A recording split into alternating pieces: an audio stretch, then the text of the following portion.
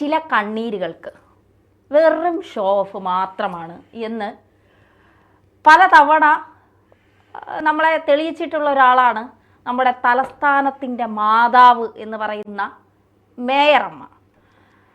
പക്വതയില്ലായ്മ എന്ന് BJP ഒരു ആവർത്തി പറയുമ്പോഴും എൻ്റെ പ്രായമല്ല പക്വത തെളിയിക്കുന്നത് എന്ന് പറഞ്ഞാലും പക്വതയില്ലായ്മ ഒരു പക്വതയില്ലായ്മ തന്നെയാണ്. അതിനി എന്തൊക്കെ പറഞ്ഞാലും ഇപ്പോൾ നമ്മുടെ ആമയിഴഞ്ചാൻതോട്ടിൽ ആ ദുർഗന്ധത്തിൽ, ആ ചെളിയിൽ, ആ അഴുക്കുചാലിൽ ജീവൻ വെടിഞ്ഞ ജോയി മരിച്ച സമയത്ത് കണ്ണീർ ഒഴുക്കി ആ ജോയിയുടെ അമ്മയെ കെട്ടിപ്പിടിക്കുന്നതും വാരി പുണരുന്ന ഒരു മേയർ അമ്മയൊക്കെ അന്തം കമ്മികൾ സോഷ്യൽ മീഡിയയിൽ എടുത്തിട്ട് വലിയ രീതിയിൽ അഭിനന്ദിക്കുന്നതൊക്കെ കണ്ടതാണ്. പക്ഷേ പിന്നീട് എന്ത് സംഭവിച്ചു? ഇടതുപക്ഷ സർക്കാർ എപ്പോഴും ചെയ്യുന്നത് തന്നെയാണ്, പറയുക മാത്രമേ ഉള്ളൂ, പ്രവർത്തിക്കുകയില്ല. ഇവിടെയും അത് തന്നെയാണ് സംഭവിച്ചത്. ജോയിയുടെ കുടുംബത്തിന് പറഞ്ഞ വാഗ്ദാനങ്ങളൊന്നും നൽകില്ല. പച്ച മലയാളത്തിൽ നേരെ ചൊവ്വ പറഞ്ഞാൽ പറ്റിച്ചു, അങ്ങനെ തന്നെ പറയേണ്ടി വരും. തിരുവനന്തപുരം ഭാഷ ഉപയോഗിക്കുന്നതാണ് ഏറ്റവും നല്ലത്. തേച്ചു. അതെ, മരിച്ച ജോയിയെ മേയറമ്മ തേച്ചു, അതാണ് കറക്റ്റ് ആയിട്ട്. അതെ, അല്ല ഞങ്ങളുടെ തിരുവനന്തപുരം ഭാഷയിലാണെങ്കിൽ മോത്ത് നോക്കി ചോദിച്ചത് എന്തരടാ ഹാപ്പി ചെയ്ത് ലേശം എളുപ്പന്നാണോ ഒക്കെ വേണ്ടടേ. എനിക്ക് തോന്നുന്നില്ലേ ഈ മേയറമ്മ അവിടെ ചുമതലയിൽ കയറിയ ഘട്ടം മുതൽ ഇന്ത്യയിലെ ഏറ്റവും പ്രായം കുറഞ്ഞ മേയർ എന്ന നിലയിൽ അവർക്ക് വലിയ പ്രാധാന്യം വാർത്തയിലൊക്കെ നിറഞ്ഞിരുന്ന ഒരു സാഹചര്യമുണ്ട്. അതിനെയൊക്കെ തന്നെ നമുക്ക് അഭിനന്ദിക്കാതിരിക്കാൻ വയ്യ. ബാലസംഘത്തിൽ നിന്ന് വന്ന് SFIയിൽ വന്ന് അതിനുശേഷം അവർ നേരെ ഈ ഒരു ചുമതലയിലേക്ക് വരുന്നു. ഏറ്റവും പ്രായം കുറഞ്ഞ മേയർ എന്ന നിലയിലേക്ക്, വലിയ അവരെ വാർത്തയിൽ ശ്രദ്ധ പിടിച്ചു പറ്റുന്നു.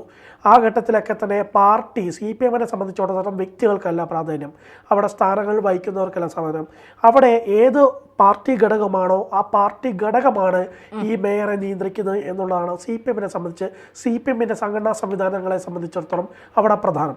അപ്പോൾ പാർട്ടിയുടെ ഏരിയ കമ്മിറ്റിയാണ് അവിടെ നിയന്ത്രിക്കുന്നതെങ്കിൽ ഏരിയ കമ്മിറ്റിക്ക് കീഴിൽ കൃത്യമായി ഇതിനകത്ത് പാർട്ടി മെമ്പർമാർ ഉൾപ്പെടെയുള്ള ഒരു സമിതി ഉണ്ടാവും. ആ സമിതിയായിരിക്കും ഇവർക്ക് വേണ്ട നിർദ്ദേശങ്ങളും കാര്യങ്ങളും കൊടുക്കുക. എന്നതുകൊണ്ട് നമുക്ക് CPM-ന്റെ സംഘടനാ സംവിധാനം അറിയുന്ന ആളുകൾക്ക് വലിയ ആശങ്ക ഉണ്ടാക്കുന്ന കാര്യമല്ലായിരുന്നു ഈ മേയർ ആര്യ രാജേന്ദ്രനെ പോലെ ഉള്ള ഒരു കുട്ടിത്തം വിട്ടുമാറാത്ത അല്ലെങ്കിൽ വേണ്ടത്ര പക്വതയില്ലാത്ത ഒരു വ്യക്തി അന്ന് മേയറായപ്പോൾ തോന്നിയിട്ടുണ്ടാവാം. പക്ഷേ നമുക്ക് ഏതൊരു സമയത്തും ഞാനൊന്ന് പറഞ്ഞ ഈ ഇവരെ നിയന്ത്രിക്കാൻ ആളുണ്ട് എന്നൊക്കെ പറയുമ്പോൾ എനിക്കതിൽ അത്ര വിശ്വാസം വരുന്നില്ല. കാരണം എന്നാൽ പിന്നെ ഇതിൻ്റെ തലപ്പത്തിരിക്കുന്നവരും പക്വതയില്ലാത്തവരും അത്രത്തോളം കാര്യങ്ങളെക്കുറിച്ച് അറിവില്ലാത്തവരുമാണെന്ന് ഞാൻ പറയും. കാരണം അർജുൻ പറഞ്ഞതുപോലെ ഈ തലസ്ഥാനത്തിൻ്റെ മാതാവ്, ഈ ഭാരം തലയിൽ ചുമന്നുകൊണ്ട് നടക്കുന്ന ഈ മേയർ ആ സ്ഥാനത്തെത്തിയത് മുതൽ എന്ത് ചെയ്തു എന്ന് ചോദിച്ചാൽ, ഇപ്പോൾ ആറ്റുകൾ പൊങ്കാലയൊക്കെ സമയത്ത് ആളുകൾ ട്രോൾ ചെയ്തതാണ്. നടക്കാത്ത പൊങ്കാലയ്ക്ക് വരെ കോടികളുടെ ചിലവ് ഉണ്ടാക്കി വന്നു എന്ന് പറഞ്ഞ് അതിൽ നിന്ന് വരെ കൈയിട്ട് വാരിയവരാണ് ഈ തലസ്ഥാനം ഭരിക്കുന്നവരെന്നുള്ളതാണ്. അപ്പം ഇത് ആരാണ് ഇവരെ നിയന്ത്രിക്കുന്നത്? സത്യം പറഞ്ഞാൽ ധന്യ, ആ വിഷയത്തിലേക്ക് വരുന്ന സമയത്ത് നമുക്കതിനെ ഒരു റൈറ്റ് വേയിലൂടെ നോക്കിക്കഴിഞ്ഞാൽ CPM-ന് അങ്ങനെ ഒരു സംവിധാനമുണ്ട്. ഈ ഒരു മേയറിനെ നിയന്ത്രിക്കുക അല്ലെങ്കിൽ അവിടുത്തെ ഒരു കോർപ്പറേഷൻ നഗരസഭയെ നിയന്ത്രിക്കുന്നതിന് വേണ്ടിയിട്ടുള്ള ഒരു ഉപദേശക സമിതി എന്ന് വേണമെങ്കിൽ നമുക്ക് പറയാൻ പറ്റുന്ന രീതിയിലുള്ള, ആ പേരല്ല, അങ്ങനെ ഒരു സംവിധാനമുണ്ട്.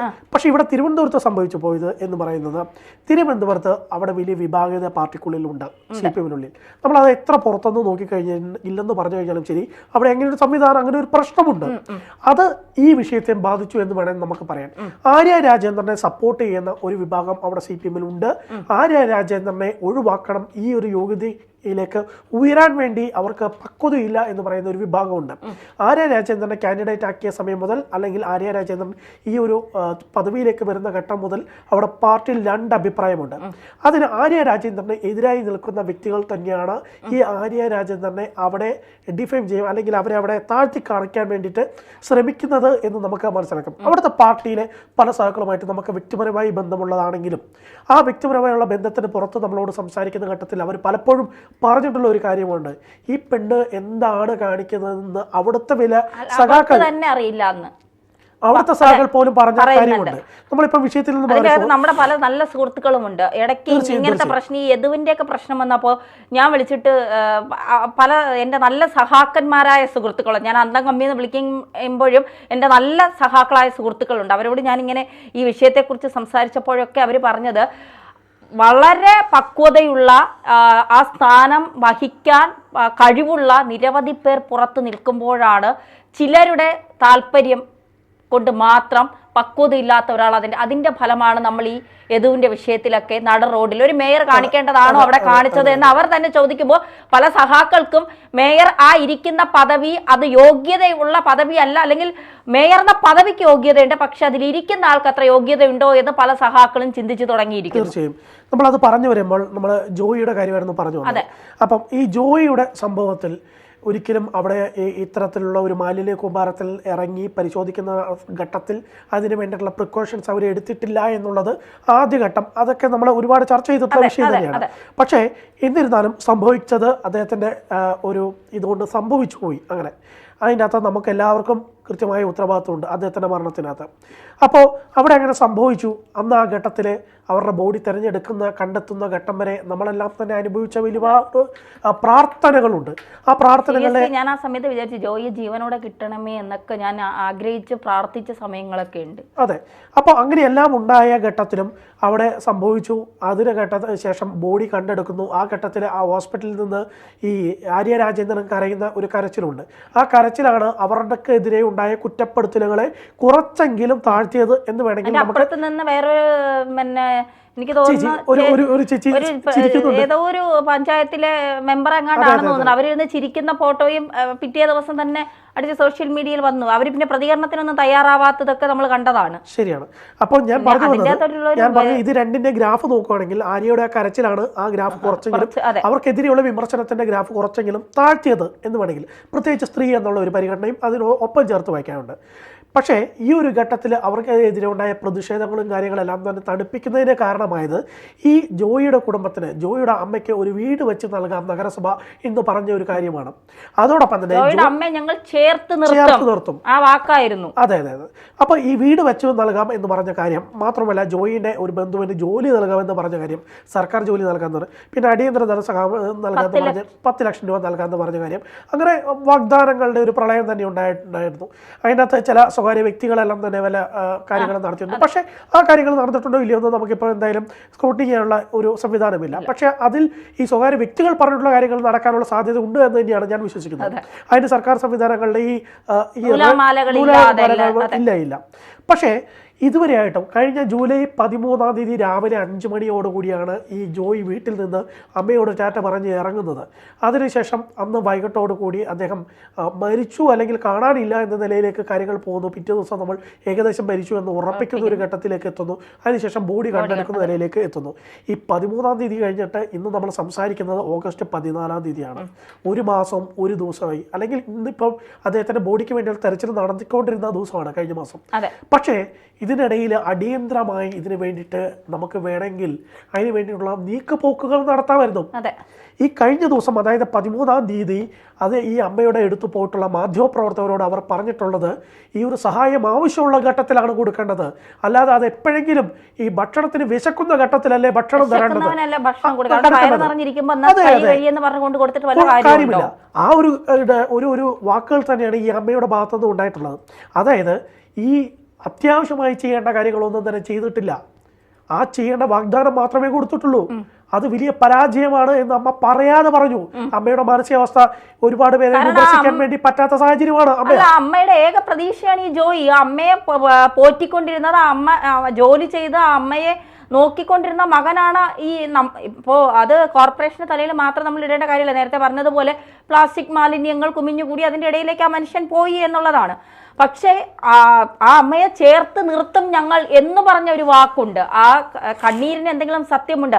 മേയർ ആ സ്ഥലത്ത് വന്ന് നിന്ന് കരഞ്ഞതിന് എന്തെങ്കിലും സത്യമുണ്ടെങ്കിൽ, ജനങ്ങളുടെ കണ്ണിൽ പൊടിയിടാനല്ലാതെ ആത്മാർത്ഥമായി മനസ്സിൽ നിന്നാണ് ആ കണ്ണുനീർ വന്നത് എങ്കിൽ, ആത്മാർത്ഥമായാണ് ആ കണ്ണുനീര് കരഞ്ഞത് എങ്കിൽ, ആ അമ്മയുടെ സങ്കടത്തിനൊപ്പം ചേർന്നത് എങ്കിൽ, അത് ചെയ്യേണ്ടതിന്റെ സമയം കഴിഞ്ഞിരിക്കുന്നു. അതെ, എനിക്ക് തോന്നുന്നു ഈ 1 മാസം ഒന്നും സമയം വേണ്ട. അവരെ ബോധ്യപ്പെടുത്താൻ വേണ്ടി മിനിമം കഴിയണമായിരുന്നു. ബോധ്യപ്പെടുത്താൻ വേണ്ടിയിട്ട് ഇത് ഇന്ന കാര്യങ്ങൾ ഞങ്ങൾ ചെയ്തു അമ്മേ, ഇതിന് ഇത്ര സമയം എടുക്കും, ഇത് സർക്കാർ കാര്യമാണ്, ഇതെന്റെ വീട്ടിൽ നിന്ന് തരുന്നതല്ല, സർക്കാർ കാര്യമാണ്, അതിന് ഇന്ന ഒരു ഘട്ടത്തിലേക്ക് ഒരു പേപ്പർ പോയി അവിടുന്ന് ശരിയാകാൻ വേണ്ടി മിനിമം 10 ദിവസം എടുക്കും എന്ന് പറഞ്ഞ് ബോധ്യപ്പെടുത്താൻ വേണ്ടിയിട്ട് ഈ മേയർക്ക് കഴിഞ്ഞിട്ടില്ല എന്നുള്ളിടത്താണ് അവരുടെ പരാജയത്തിന്റെ ഏറ്റവും ആദ്യത്തെ പോയിന്റ്. നമ്മൾ ശിരൂരിൽ അർജുന്റെ വീട്ടിലേക്ക് പോയാൽ അർജുന്റെ ബോഡി ഇതുവരെ കണ്ടുകിട്ടിയിട്ടില്ല.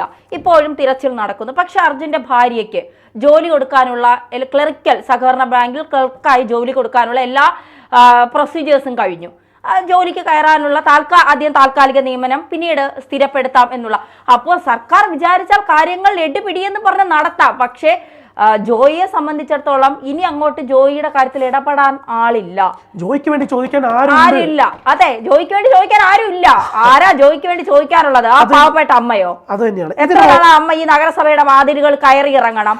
അങ്ങനെ നോക്കുകയാണെങ്കിൽ ധന്യ നമ്മൾ സെക്രട്ടേറിയറ്റിന്റെ മുന്നിൽ പോയി നോക്കിക്കഴിഞ്ഞാല് സെക്രട്ടേറിയറ്റിന്റെ 1ാമത്തെ ഗേറ്റ് മുതൽ ഈ 4ാമത്തെ ഗേറ്റ് വരെ എത്ര പേര് കിടക്കുന്നു? നിരന്തരം വർഷങ്ങളായി കിടക്കുന്ന സ്ത്രീ അടക്കമുള്ള ആൾക്കാര് എത്ര പേരുണ്ട് അവിടെ? കുടില് കെട്ടി കിടക്കുന്നവരുണ്ട്, എത്രയോ ആളുകളുണ്ട്.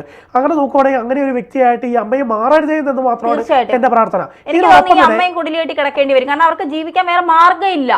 അവർ തീർച്ചയായിട്ടും ഇത് നടത്തിയില്ല എങ്കിൽ ഈ സർക്കാരും കൂടെ ഉപേക്ഷിച്ചാൽ അമ്മയുടെ കാര്യം വളരെ കഷ്ടമാണ്. ഇതിനോടൊപ്പം തന്നെ ചേർത്ത് വായിക്കേണ്ട ഒരു കാര്യമുണ്ട് തന്നെ.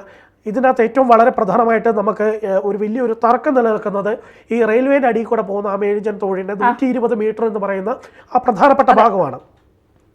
ഇവിടുത്തെ വേസ്റ്റ് അത് ഡിസ്പോസ് ചെയ്യുക അല്ലെങ്കിൽ അവിടുന്ന് നിർമ്മാർജ്ജനം ചെയ്യുക എന്ന തലത്തിലേക്ക് ചർച്ചകൾ വന്ന ഘട്ടത്തിലൊക്കെ ഈ റെയിൽവേൻ്റെ അടിയിൽ കൂടെ പോകുന്ന വേസ്റ്റ് എന്ത് ചെയ്യും അത് സംബന്ധിച്ചുള്ള തർക്കം നിലനിൽക്കുകയാണ്. ഈ തർക്കം റെയിൽവേയുമായി സംസാരിച്ച് ആ വിഷയം പെട്ടെന്ന് പരിഹരിച്ച് ഈ 1 മാസം കഴിഞ്ഞിട്ടും അവിടെ നിന്ന് നീക്കാൻ പറ്റുന്ന ഒരു സംവിധാനം ഉണ്ടാക്കിയിട്ടില്ല. എനിക്ക് തോന്നുന്നത് എത്രയോ 63 ലക്ഷമോ സംതിങ് എന്തോ ഇതിനു വേണ്ടിയിട്ട് വകയിരുത്തിയിട്ടുണ്ട്. പക്ഷേ ഈ പൈസ വകയിരുത്തിയിട്ടും ഇതുവരെയായിട്ടും ഇത് സംബന്ധിച്ചിട്ടുള്ള ഒരു കാര്യങ്ങളും ചെയ്യാൻ വേണ്ടിയിട്ട് അവർക്ക് കഴിഞ്ഞിട്ടില്ല. മനസ്സിലായിട്ടില്ല. വക ഇരുത്തിയത് വകയാണ്, അത് എന്റെ വക, അത് ഞാൻ ഇരുത്തി വെച്ചിട്ടുണ്ട്. അത് അടിച്ചു മാറ്റുന്ന കാര്യങ്ങളൊക്കെ അതിൻ്റെതായ രീതിയിൽ നടന്നോളും. അല്ല, നമുക്ക് ഇങ്ങനെ പറയുമ്പോൾ അതിനായി ഒരു വിഷമം തന്നെ തോന്നുകയാണ്. ഇത്തരം വിഷയങ്ങളകത്ത് എന്തുകൊണ്ടാണ് ഈ മേയറും ഈ സർക്കാരും സംവിധാനങ്ങളെല്ലാം തന്നെ ഇത്തരത്തിൽ അപക്വമായി പെരുമാറുന്നു എന്നുള്ളത്. പ്രത്യേകിച്ച് ഒരൊറ്റ കാര്യം കൂടെ പറയാതെ വൈകി തന്നെയാ ഈ തിരുവനന്തപുരം നഗരത്തിനകത്ത് ഇപ്പം പോയി കഴിഞ്ഞിട്ടുണ്ടെങ്കിൽ അവസ്ഥ എന്താ? അവിടുത്തെ സ്മാർട്ട് സിറ്റി പദ്ധതി ഉണ്ടാക്കുന്നു എന്ന് പറഞ്ഞിട്ട് അവിടെ പല സ്ഥലത്തും പൊളിച്ചിട്ടേക്കുന്നു. ഈ മഴക്കാലത്ത് എത്ര കുഴികളിൽ ആളുകൾ വീണ് എന്തൊക്കെ അപകടങ്ങളുണ്ട്. ഒരു നല്ല മഴ പെയ്താൽ വണ്ടികൾ മുങ്ങും. ഇത് കുഴികളിൽ എപ്പോ വീഴുന്ന ഒരു പിടിയുമില്ല. ഘട്ടം ഘട്ടമായി ചെയ്യേണ്ട ഒരു പദ്ധതിയെ നഗരത്തിൽ മൊത്തത്തിൽ പൊളിച്ചിട്ട് അലങ്കോലമാക്കി തിരുവനന്തപുരം നഗരം എന്ന് പറഞ്ഞിട്ടുണ്ടെങ്കിൽ ഒരുമാതിരി നമുക്ക് തന്നെ മനസ്സിലാക്കാൻ ആ രീതിയിലേക്ക് കാര്യങ്ങൾ പോയി. ഞാൻ കഴിഞ്ഞ കുറച്ച് ദിവസം മുമ്പ് പോയ സമയത്ത് ഒരു ഇട റോഡിൽ കൂടെ പോകുന്ന സമയത്ത് ആ ഇട റോഡിൽ പോകാൻ പറ്റുന്നില്ല. പല സ്ഥലത്തും മറ്റേ ഹൈമാക്സ് ലൈറ്റിന് വേണ്ടി കുഴിച്ചിട്ടേക്കുന്നു, ചില സ്ഥലത്ത് മറ്റേ ചെറിയ ഓടകൾക്ക് വേണ്ടി കുഴിച്ചിട്ടേക്കുന്നു. അത് ചെയ്തിട്ടില്ല. കമ്പികൾ കൂർത്തു നിൽക്കുക പല സ്ഥലത്തും. അങ്ങനത്തെ അവസ്ഥയിൽ നിൽക്കുന്നു. ഇതൊക്കെ തന്നെ പറഞ്ഞു കഴിഞ്ഞാൽ മേയർ അമ്മ അത്ര ഫ്ലോപ്പാണ്, അത്ര പരാജയമാണെന്ന് പറയാതിരിക്കാൻ വയ്യ. നമ്മൾ സാധാരണ രീതിയിൽ സത്യം ഇതിനൊപ്പം തന്നെ പറയേണ്ട ഒരു കാര്യം കൂടിയുണ്ട്.